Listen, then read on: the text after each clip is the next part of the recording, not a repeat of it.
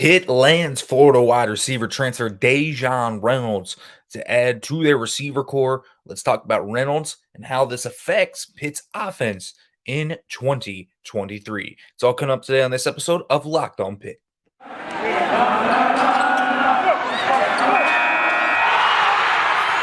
You are Locked On Pitt, your daily podcast on the Pittsburgh Panthers, part of the Locked On Podcast Network, your team every day.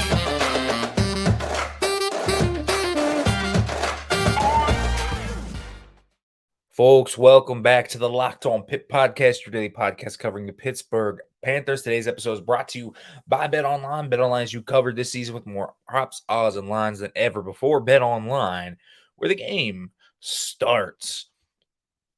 Pitt getting in the transfer portal again. They've been busy here in the portal. Things have slowed down as of late, of course, with classes kicking back up and everything. But don't worry, certainly not ending anytime soon with the spring going to be coming around. That will kick right back up, and Pitt had a lot of guys in the spring last year, key contributors too, like Shane Simon, Tyler Wiltz.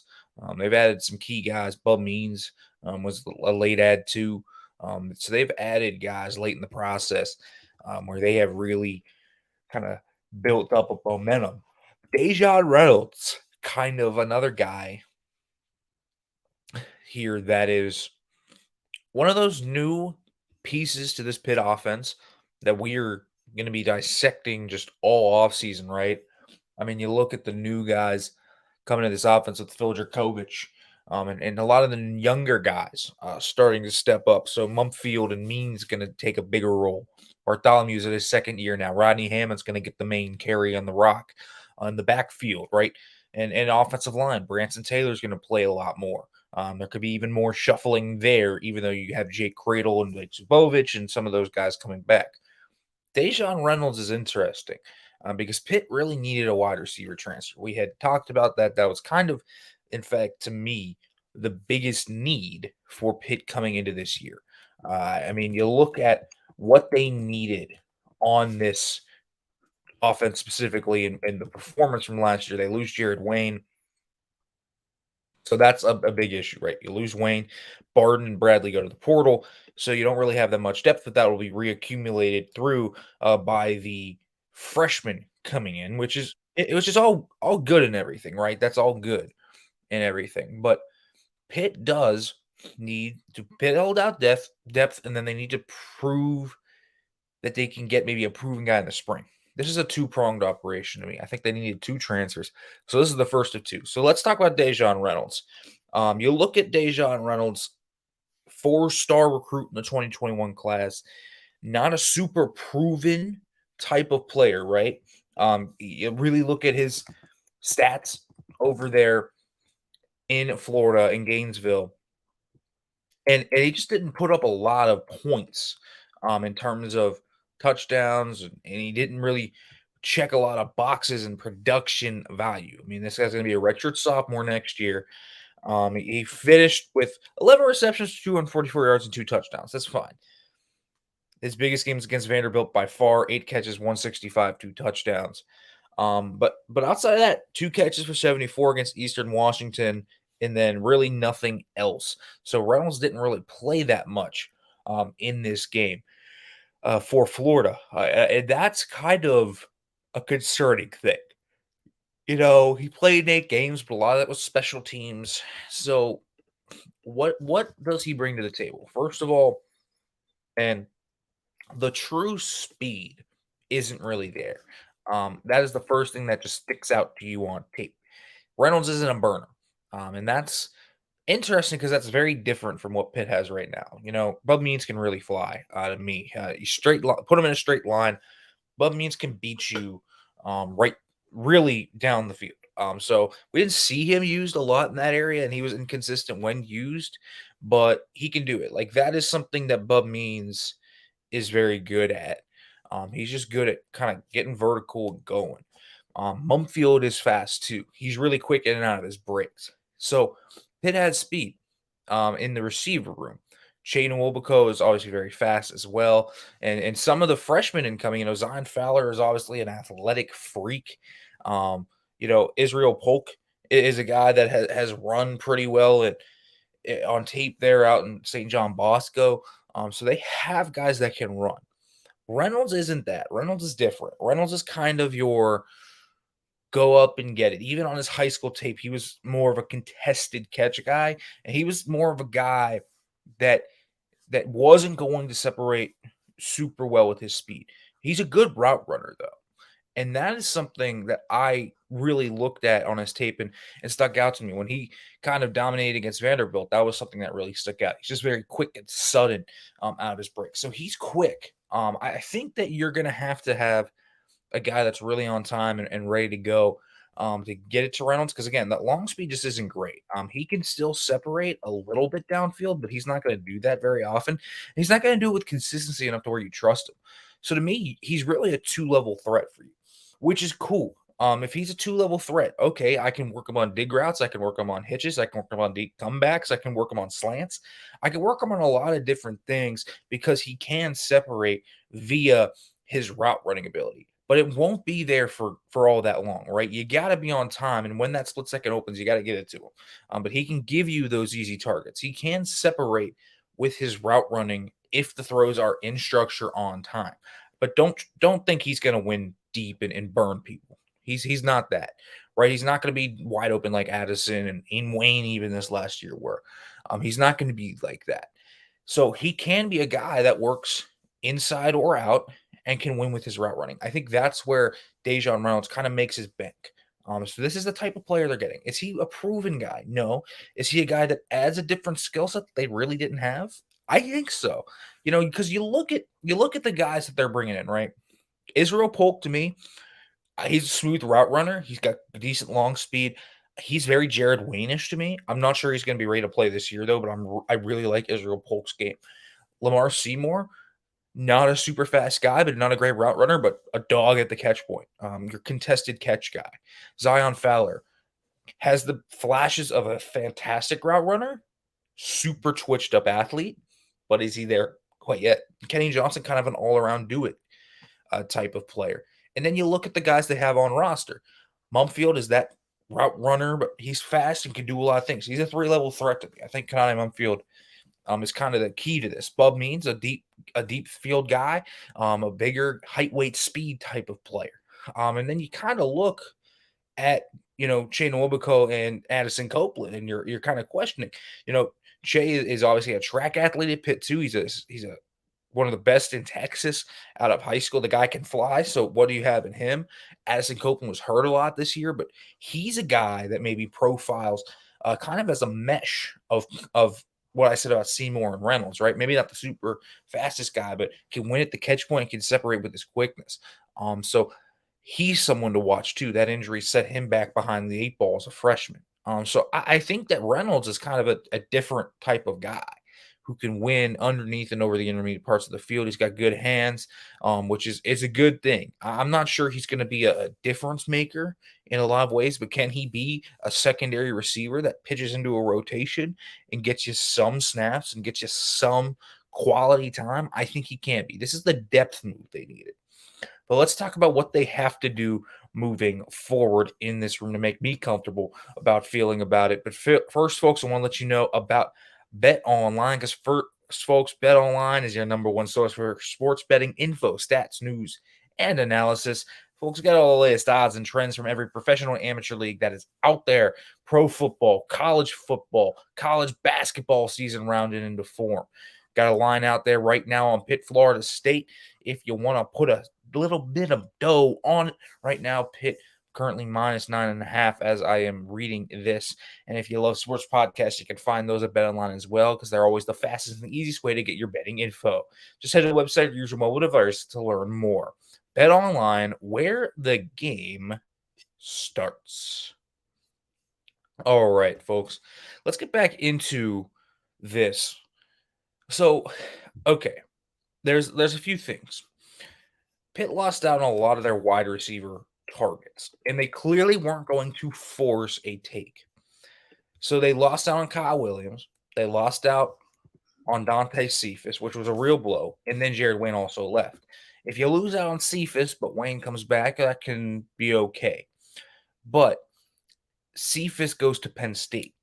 I think that's where everything kind of collides, and you say, hmm, that is a real sticker on the resume because you had a good class, right? You had two quarterbacks. I mean, you picked up Phil Dracovic, you picked up Christian Ver, which is great, right?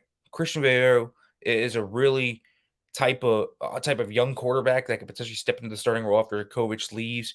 You add Donovan McMillan, you add Derek Davis, you add all these guys kind of just circulating into it, which is really good. You add quality players to your rooms, um, but you didn't have the receiver, and that was what you needed the most. Everyone came into the offseason and said, okay, quarterback. Quarterback got fixed in a matter of about 2 weeks. But wide receiver didn't come along. Well, DeJean Reynolds is the first step. He's adding something to it. But is he adding the piece? I'm not sure that that's what they have just yet. I think DeJean Reynolds is a fine player, and again, I think he's a secondary piece. I think he can definitely be a guy this year that can be that. And he's young, right? 4-star redshirt sophomore. We talked about this with Mumfield and Means, right? They're not capped out. Well, Reynolds probably isn't either. But if we're going by strictly 2023, is DeJean Reynolds going to be the guy that steps in and just lights the world on fire? I'm not sure he's that yet. He could be eventually, but I'm not sure he's that yet. I'd like for them to get someone a little more proven. That's tough at this time of the year, right? Because everyone is trying to get out of the portal, trying to go to school. I'm trying to get in for spring practice. There are going to be transfers. There are going to be a handful of transfers that after spring ball are going to be like, okay, I'm going into the portal. This isn't working out as well as I wanted it to, which is going to be fine for them. They can do that. And that's when Pitt has to pounce. They need to find someone with a good profile that fits a proven high upside role. And that to me is going to be especially important for Pitt. If they want this passing attack to be multidimensional, that is exactly where they have to kind of mesh everything together and put it perfectly in sync. Cephas could have been that guy. But thus far, they haven't really found that guy yet. And again, there is not a guy out there on the portal. They all have gotten snapped up. They are not there, and that is what it is. Taekwondo Underwood didn't want to force a guy, right? You don't want to take a guy that isn't really going to contribute anything. You don't just want to take a guy for the sake of taking a guy. And I think that's very important to note when you look at kind of what Pitt is building in this receiver room. So Reynolds is a guy that gives them quality depth and has upside for the future. So he's kind of the piece that you wanted. Now you want to look for that senior kind of grad transfer. Could be a guy with only 1 year of eligibility, a Melky Stovall, a DJ Turner, someone like that in that mold to me is needed on this football team. I think they need a veteran wide receiver transfer because they just don't have a ton of experience in this room, right? It's Mumfield, Means, and really no one. Reynolds has played a little bit, but not a lot. And outside of that, no one else in this room has played a snap in college football, which is extremely concerning to me in a lot of ways. You don't want to bet on inexperience. You want to bet on as much proven commodities as you can, especially when you're trying to sustain success. Now, Gavin Thompson and Miles Alston have also played a little bit. So they're guys to watch. But again, they're not proven in any way, right? They've played very limited snaps. So Pitt needs proven commodity. That is what they need. They need proven receivers. They need a proven senior guy that can step in and give them a wide receiver 3-ish, wide receiver 2-ish production. I am comfortable. I don't think everyone's going to be comfortable with it. I am comfortable with giving Kai Mumfield the reins as a wide receiver 1. I am completely comfortable with that. I think he is much better than people think he is. You look at the tape, he's separating, he's running crisp routes, he's a 3-level threat. I believe this is Kai Mumfield's year in 2023. I think he and Phil Dracovic are going to kindle a connection that is going to be very similar to that of him and Zay Flowers. I think that is going to be a really good 1-2 punch right there between receiver quarterback. But they need a third guy here because they also don't really have a tight end that can fill that, right? Okay, if they had that, but Carter Johnson is a really good blocker, but as a receiver, very unproven. Now, could Dylan Devaney be that guy? Georgia Tech transfer, people forget about him, but he was a guy that was hurt for most of the year. So that is kind of where that comes in. Could he be that guy? Sure, but he hasn't proven it at this level. So everything's unproven. So you need to get another weapon somehow, some way. That comes in the spring, and it comes with getting the right guy that fits the system perfectly. Pitt has done this in the past where they have just landed guys in late in the spring where they probably shouldn't have, and they're much better than you would think, right? And again, I point back to the defensive side of the ball with Tyler Wiltz. That is a substantial add to this Pitt team this year. They don't finish ranked. They don't finish 9-4 without Tyler Wiltz on that team, right? That is a substantial add. Marcus Minor was a pretty late add. They have added quality players to this roster late in the process. Carter Johnson was a very late add last year, and he turned out to be a great quality tight end too that helped Pitt's running game really get off and go. So there's a lot of moving parts to this, but Pitt is going to have to add a proven quality receiver to help fill Jurkovich and this offense.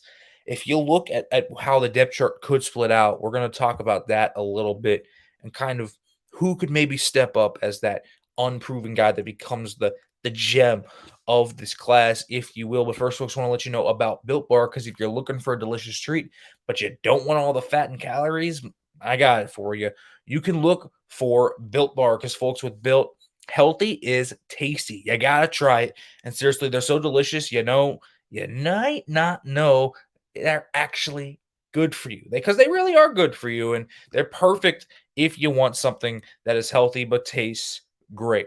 Folks, are covering 100% real chocolate, and that's 100% real chocolate. As I said, you have flavors like churro, peanut butter brownie, coconut almonds, only 130 calories with only 4 grams of sugar and a whopping 17 grams of protein. You can go to built.com and order right now, but you can also go to your local Walmart or Sam's Club, where you can pick up a 4-bar box of cookies and cream, double chocolate, or coconut puffs. If you're at Sam's Club, brownie batter and churro are also there. Folks, you can thank me later. Check out built.com. All right, everybody. Let's talk about this receiver room, because when you look at Pitt's receiver room, I think you look at all that unprovenness and you say, well, the young guys have real chance here. And I don't think we had discussed kind of who could be that guy. Who out of these young guys could step up? Because let's say they do land a proven guy out of the portal. All right, they land the proven guy. Well, then you have a rotation of 4 that I think DeJean Reynolds is part of this rotation. I think he'll play. I think he will give them quality snaps. Okay, well, usually you still want the 5th, right? You want a 5th guy in there that can give you quality. You have injuries. Well, who could be that guy? I really look at one specific player of that group, the freshman, the redshirt freshman. I look at a player that could step up, and it's Lamar Seymour. I mean, you look at how this dude is built. He comes from a really good high school down there in Miami, played at the highest level of football in Florida, dominated at that level, and he looks like a grown man. That is something that immediately sticks out. I'm at one of the basketball games. When they got back on campus, the Clemson basketball game, and you look at how this dude is built. Man, he is a brick house. That is exactly what has kind of stood out to me about Lamar Seymour. He's ready to go physically, and that's a rare thing for a freshman receiver. Usually, physically, they still got to get bulked up a little bit. Like even Jordan Addison, who had a great freshman season, really wasn't that ready physically his freshman year. He didn't really get into kind of the physical peak of everything that he could do until his sophomore year. That is a rare thing among receivers. I think Lamar Seymour is ready to go. He's got a really polished skill set that is easily translatable to the next level. If you can high point the football, if you are a hands catcher and you are physical at the catch point, that's translatable. It is translatable. And he played against plenty of guys that were really good and will play at the D1 level, specifically the FBS Power 5 level. And I think that in particular makes him very intriguing. I'm not sure if he's a super high upside guy, but he's a very high floor guy. He's ready to go right now. You kind of have a skill set for him right away where he can play on the boundary as an X and just play bully ball. I think that's the guy that I'm betting on to step up into that role. Now, he's unproven, right? You don't really know what you have until spring practice. And this is going to be something that's going to be actually very important in spring practice because there's going to be no other receivers other than DeJean Reynolds added likely until later in the spring. If they add one, you're going to figure out kind of who it is. I think it's going to be Seymour because you look at how the guy is just built physically and the things that he does in his game, they are all translatable. So I look at Lamar Seymour and say that could be the guy. I think Addison Copeland is a very similar way. If he can be healthy, I think he could potentially step up in a little way. And then you kind of have the question of what about Shea? Like, what about the guy that is a track star from Texas? I don't know, right? You kind of don't know what you got in speed guys until you really see them on the football field. I'm very interested to actually see him in the spring game this year, kind of see what he can do, how much that speed translates onto the football field, because you could still be fast on the track, but not super fast on the football field.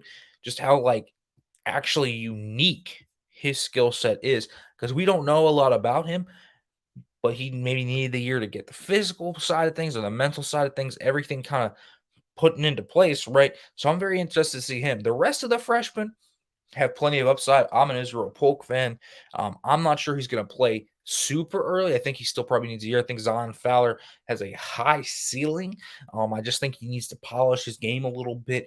I think Kenny Johnson has some intriguing intangibles. The guy is a relentless worker. And can win. Great body control. You look at it. He high points the football. He's a hand catcher. He's a guy that could also be someone that maybe he's a sleeper and sneaks up on you. But I look at Lamar Seymour as that guy. If you're asking me right now, out of the unproven crop, who's going to step up? We're going to leave DeJean Reynolds a tier above him because he has played at the Power 5 level in the SEC and has actually had a few really good games at this level. You're going to keep Reynolds out of that group. Lamar Seymour's my guy. I'm telling you, I think Lamar Seymour has a chance to give Pitt some quality play this upcoming year. We'll see if it happens. We'll see what Pitt can do at wide receiver, but laying DeJean Reynolds is a really good first step, at least, to getting this receiving core to a place where you can feel comfortable with Frank Signetti and Phil Dracovic calling the plays and kind of meshing with this group. All right, everybody, as always, thank you for listening to the Locked On Pitt podcast. We'll be back tomorrow when Pitt either loses or defeats Florida State. We'll see where they are in the rankings and how you go from here. So that's coming up on the Locked On Pitt podcast. And folks, as we always end it here, hail